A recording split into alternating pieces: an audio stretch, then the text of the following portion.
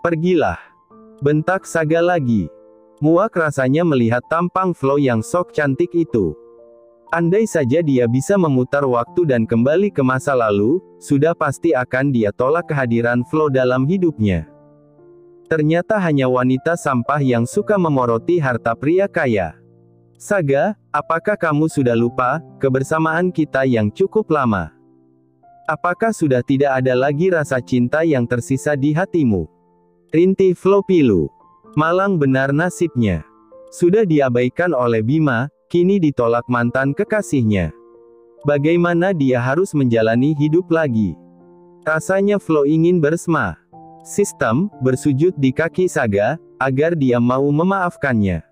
Apa kamu pantas untuk aku ingat? Bukankah kamu yang tidak mau terikat dengan aku? Bukankah kamu yang menyarankan aku untuk menikah dengan wanita pilihan mamaku? Apa kamu lupa?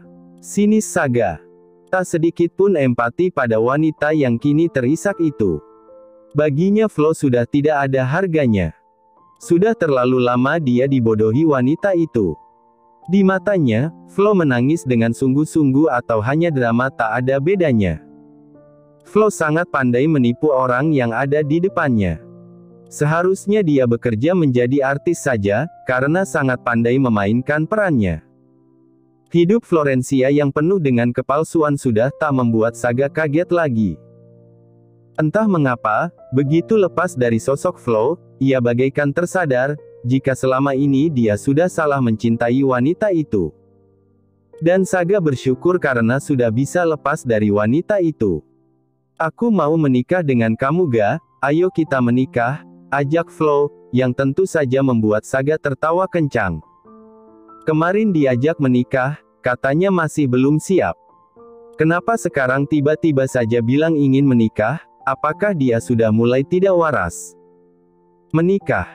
Tanya Saga sembari menaikkan sebelah alisnya dengan heran.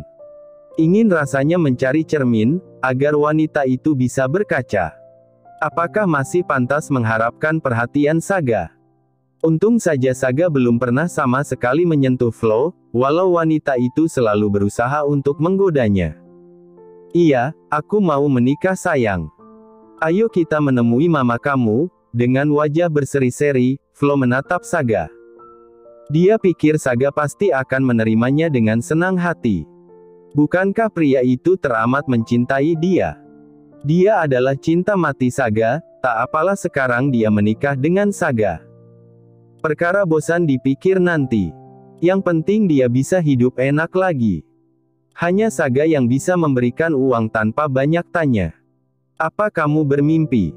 Sinis Saga. Bangunlah, ini sudah siang. Pria itu berdiri dan bersiap untuk pergi. Muak rasanya terlalu lama bersama Flo. Otaknya bisa terkontaminasi wanita itu. Sayang, apalagi? Bukankah kamu ingin kita menikah? Setelah aku bersedia, kenapa kamu masih saja menolakku? Flo tak terima. Dia ikut berdiri dan menatap nyalang pada Saga. Kedua tangan mengepal erat. Beraninya mempermainkan aku. Apa kamu kira pernikahan itu sebuah mainan Florencia? Setelah kamu menolak dan menyuruh aku menikah dengan wanita lain, kini dengan mudah kamu bilang ayo menikah. Jangan bermimpi, lusa hari lagi aku akan menikah. Gertak Saga. Tidak Saga, kamu tidak mencintainya. Kamu hanya mencintai aku, bagaimana kamu menjalani hidup bersama wanita yang tidak kamu cinta? Memang jika aku menikah dengan kamu, hidupku sudah pasti akan bahagia. Belum tentu juga, setidaknya calon istriku masih polos, tidak banyak tingkah dan yang penting mama menyukainya, tegas Saga. Jangan pernah bermimpi untuk bisa kembali kepadaku, walau aku akan jadi duda untuk yang kesekian kalinya, aku tidak akan pernah sudi kembali padamu. Saga bergegas meninggalkan Flo yang terhenyak dan terduduk di kursi. Ucapan Saga sungguh sangat menyakitkan hatinya. Pria itu sudah tak lagi mencintainya, lantas salah siapa? Bukankah salah dia sendiri, sudah dicintai dengan begitu besar oleh seorang Saga Wiryawan, tapi tetap saja berkhianat. Dia sendiri yang tidak bisa setia. Lalu bagaimana dengan sekarang? Bima menendangnya, dan Saga jelas sudah tak mau lagi dengannya. Aku akan temui istri Mas Bima, biar saja dia tahu jika suaminya tidak sebaik yang dia pikirkan. Jangan pernah bermain-main dengan Florencia, Mas Bima, kita harus menderita bersama-sama.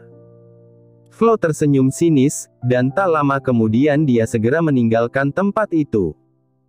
Perutnya yang kelaparan, tak lagi bisa membuat otaknya waras. Brak! Saga membanting pintu mobil dengan kesal.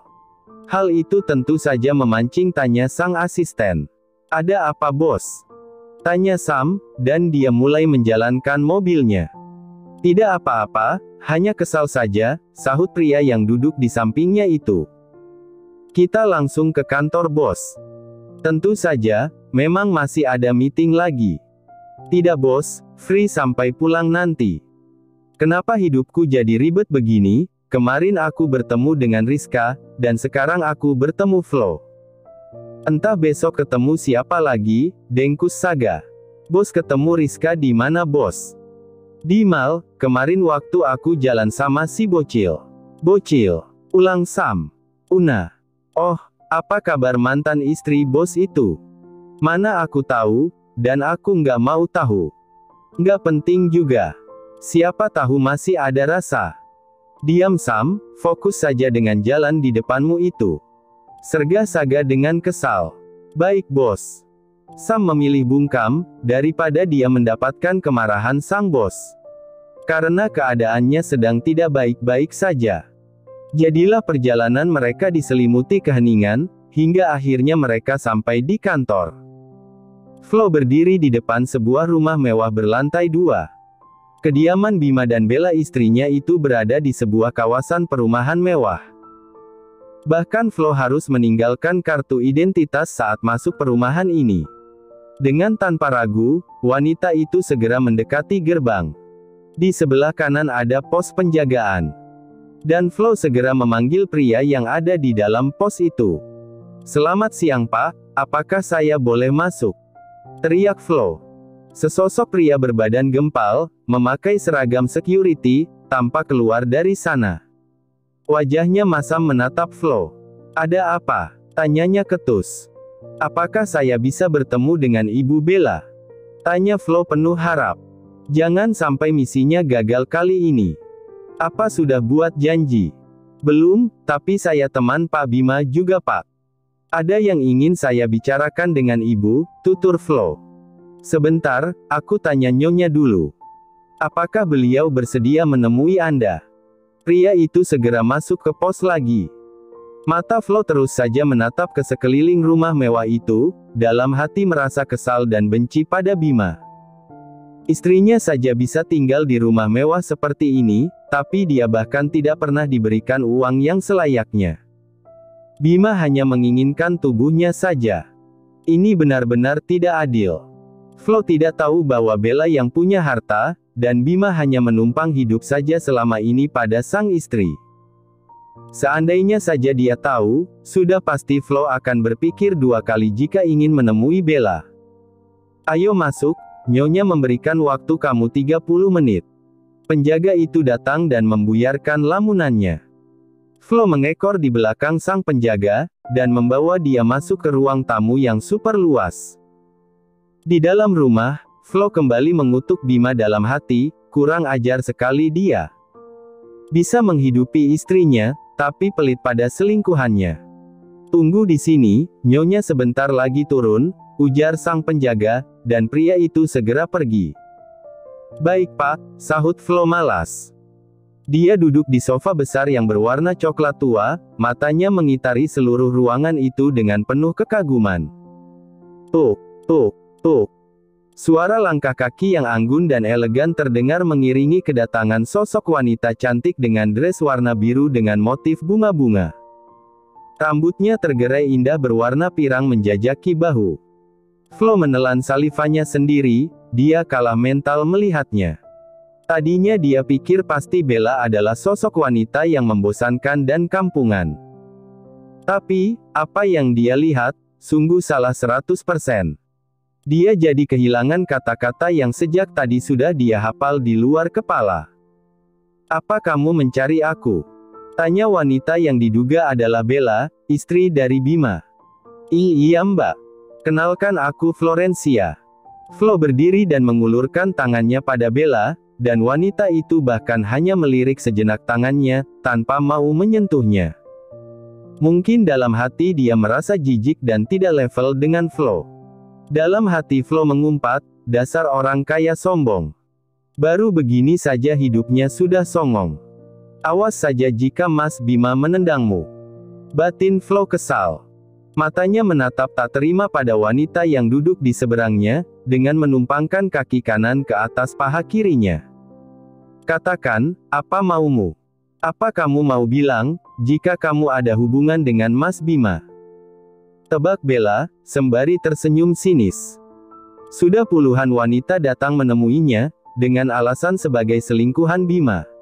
Mau apa kamu ke sini? Apakah ingin bilang jika kamu selingkuhan Mas Bima? Tebak Bella tanpa basa-basi. Mungkin sudah banyak wanita dengan alasan yang serupa, datang meminta uang padanya. Bella sudah cukup lelah dan muak dengan tingkah laku Bima di luar sana. Flo tersentak kaget. Bagaimana bisa wanita itu begitu santai seperti tak ada beban sama sekali berucap seperti itu? Apakah sudah banyak yang datang ke sini? Kenapa Mbak bisa bertanya seperti itu? Tanya Flo heran. Dan reaksi Bella, wanita itu tertawa sinis. Dia tampak sangat meremehkan Flo. Tentu saja, bagi Bella, Flo bukan saingan yang patut dicemaskan. Sudah pasti Bima hanya ingin menikmati saja. Pada akhirnya, dia yang akan dipilih oleh suaminya. Kamu adalah wanita yang kesekian kalinya, datang ke sini dengan mengatakan korban dari Bima. Dan ujung-ujungnya minta uang. Apa kamu kira Bima akan mau meninggalkan aku demi kamu? Sinis Bella. Tertawa geli, dan mencemooh kepercayaan diri dari Flo. Cantik saja tidak, kaya apalagi tidak ada sama sekali, jadi buat apa dia takut? Tapi, mengapa Mbak Bella masih mau menerima laki-laki yang tidak setia pada Mbak? Apa Mas Bima tidak puas dengan pelayanan Mbak Bella, hingga harus mencari kepuasan dari wanita lain? Tanya Flo dan dia tertawa geli. Aku sudah tidak sudi dengan pria itu, tapi dia yang tidak bisa meninggalkan aku. Kamu tahu kenapa? Tanya Bella.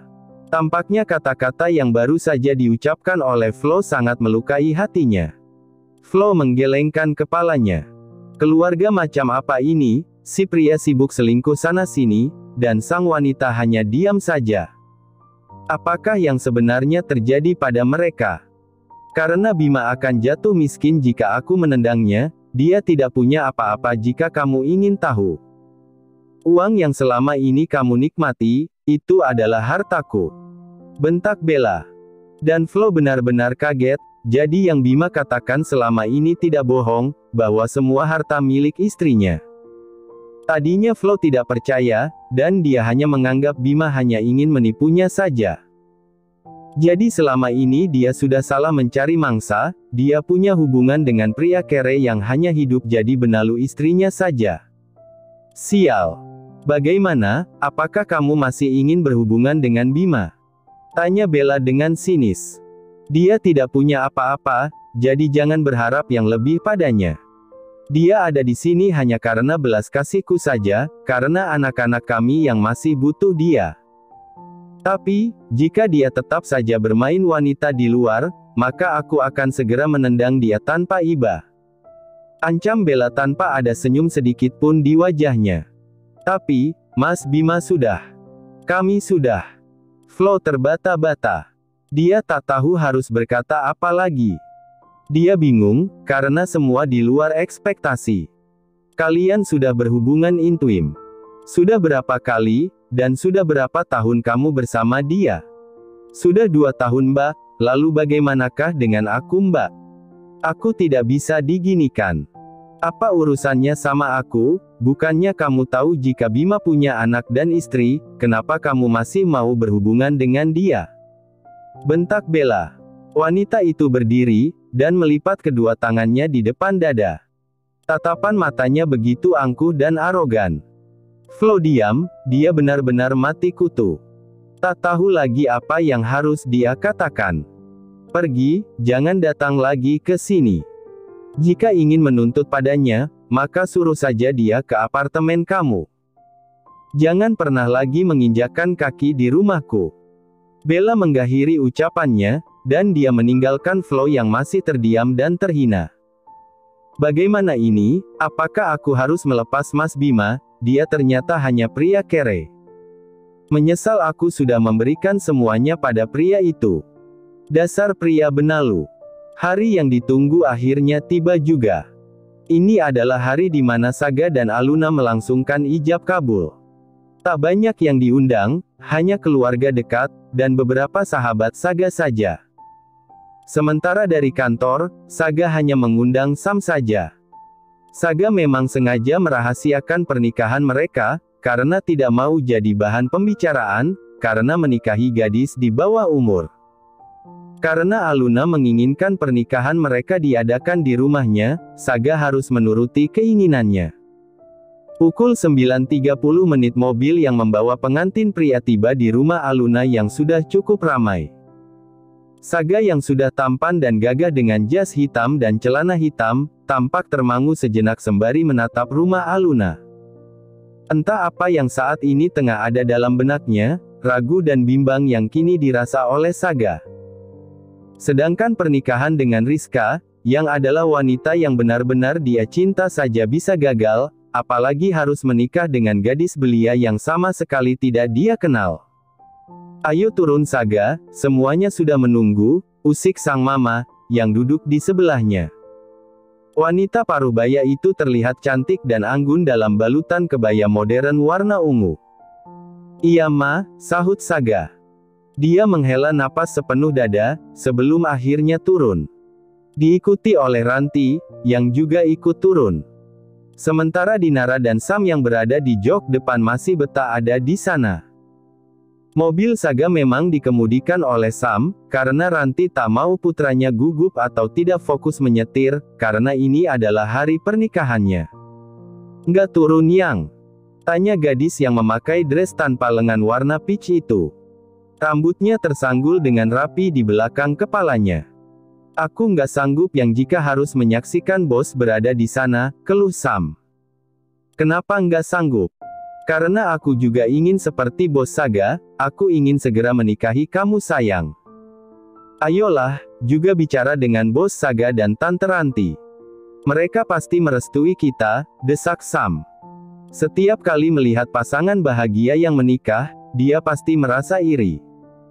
Kapan dia dan Dinara akan bisa berada di posisi itu? Cek, yang. Kenapa di hari bahagia abang ini harus membahas itu sih, sabar. Sebentar lagi kita akan bicara sama mama dan abang. Aku hanya belum siap jika mereka tidak memberikan izin pada kita. Apa kamu sudah siap berpisah dengan aku? Tanya Dinara dengan wajah kesal.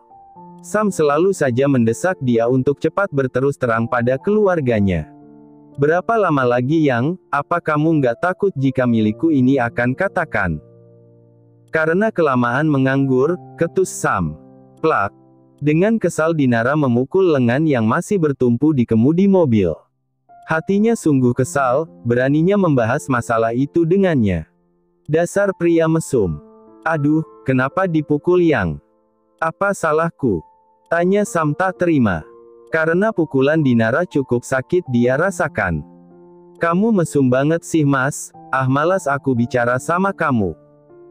Jika alasan menikah kamu hanya karena memikirkan burung perkutut yang hampir mati, ya sudah sana nikah sama wanita lain saja. Sergah Dinara.